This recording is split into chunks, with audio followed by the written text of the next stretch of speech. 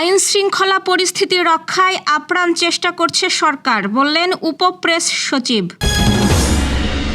Mitford সহ দেশ জুড়ে হত্যাকাণ্ড ও সন্ত্রাসের প্রতিবাদে যশোরে ছাত্র জনতার মানববন্ধন। রবীন্দ্রসঙ্গীত সম্মিলন পরিষদ যশোর জেলা শাখার দ্বিবার্ষিক সম্মেলন অনুষ্ঠিত। ছেলের পরকীয়া ঠেকাতে কাঠমান্ডুগামী বিমানে বোমা আতঙ্ক ছড়ান মা, জানালো র্যাব। কিছু বিষয় অমীমাংসিত, শুল্ক ছাড় নিয়ে আবার আলোচনায় বসবে যুক্তরাষ্ট্র ও বাংলাদেশ। মাগুরা শালিখায় শাবলের আঘাতে স্ত্রীর মৃত্যু, পালিয়েছে ঘাতক স্বামী। যশোর কালেক্টরেট মসজিদ কমপ্লেক্স মার্কেট কাপড় ব্যবসায়ী অ্যাসোসিয়েশনের নির্বাচনে আগ্রহীদের মনোনয়ন জমা দান। দর্শক, শুনছিলেন দিনের খবরের প্রধান শিরোনাম, এবার বিস্তারিত।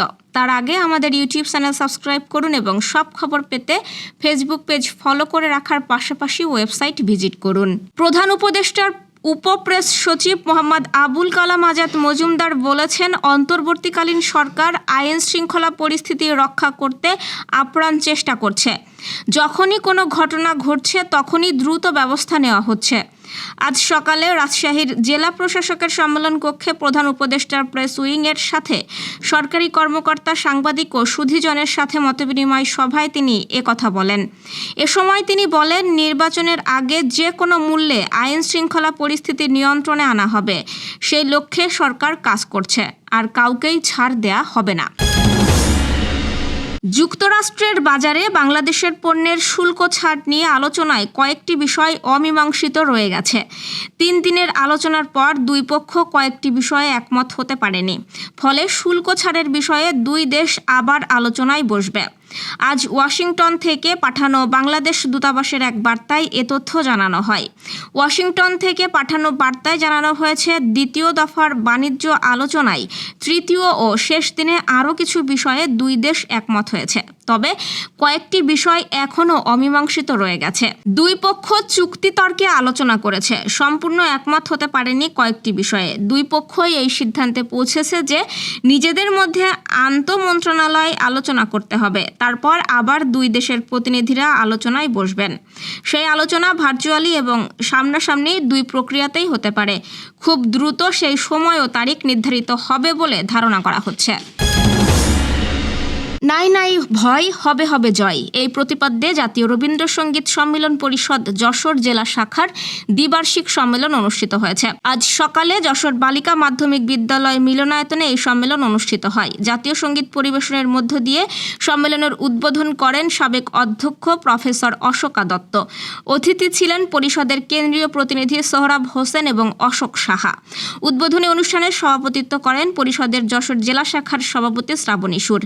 স্বাগত বক্তব্য দেন সম্মেলন প্রস্তুতি কমিটির আহ্বায়ক হারুনার রশিদ। উদ্বোধনী পর্বের শেষে কাউন্সিল অধিবেশনে সভাপতিত্ব করেন সম্মেলন প্রস্তুতি কমিটির আহ্বায়ক হারুনার রশিদ।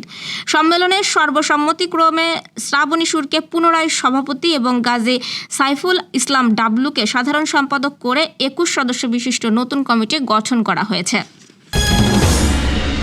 পুরান ঢাকার স্যার সলিমুল্লাহ মেডিকেল কলেজ বা মিটফোর্ড হাসপাতালের সামনে ব্যবসায়ী সোহাগকে পিটিয়ে ও পাথর মেরে নৃশংসভাবে হত্যার প্রতিবাদে এবং দেশজুড়ে হত্যাকাণ্ড ও সন্ত্রাসের প্রতিবাদে যশোরে ছাত্র জনতার ব্যানারে মানববন্ধন হয়েছে।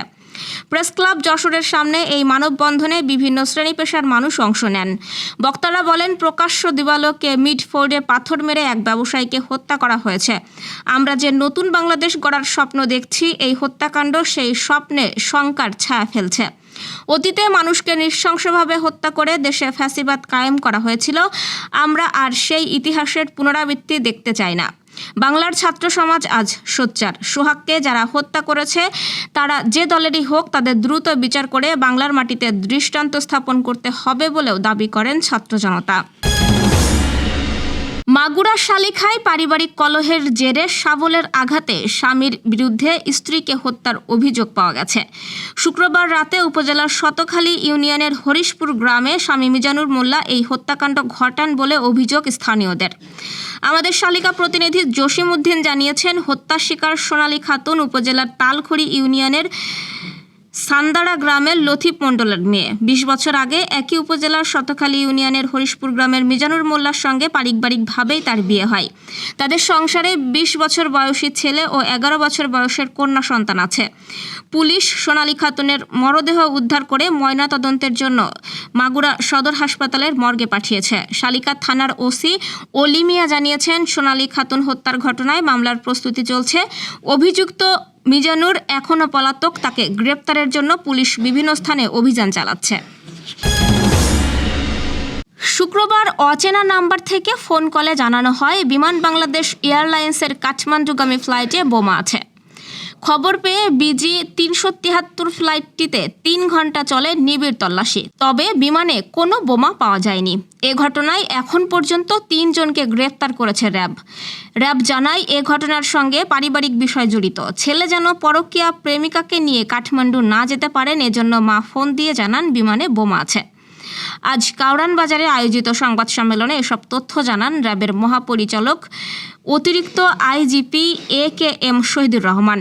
র্যাব ডিজি জানান, প্রাথমিকভাবে জানতে পেরেছি এক ব্যক্তি তার পরকীয়া প্রেমিকাকে নিয়ে ওই ফ্লাইটে করে কাঠমান্ডু যাচ্ছিলেন। বিষয়টি তার স্ত্রী ও মা জানতে পারেন। পরে ওই ব্যক্তির এক বন্ধুর থেকে তথ্য নিয়ে ওই মা এয়ার ট্রাফিক কন্ট্রোল ফোন করে বিমানে বোমা আছে এমন ভুয়া সংবাদ দেন, যাতে করে ছেলেকে তার পরকীয়া প্রেমিকাকে নিয়ে কাঠমান্ডু যেতে আটকাতে পারেন।